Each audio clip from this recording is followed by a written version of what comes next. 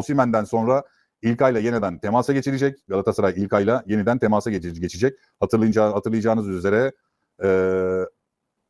İlkay'la sezon bittikten çok kısa bir zaman sonra İlkay'ın amcasıyla bir görüşme gerçekleştirilmiş ve İlkay'a 6 milyon euroluk bir teklif yapılmıştı.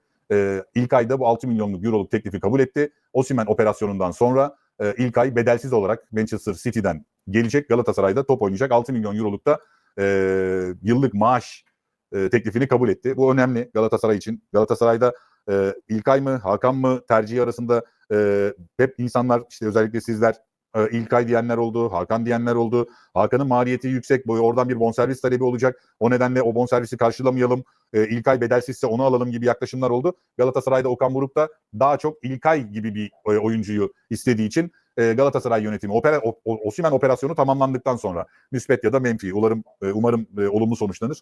Bir kez daha söyleyeyim çünkü Osimhen'i tadı damağımızda kaldı.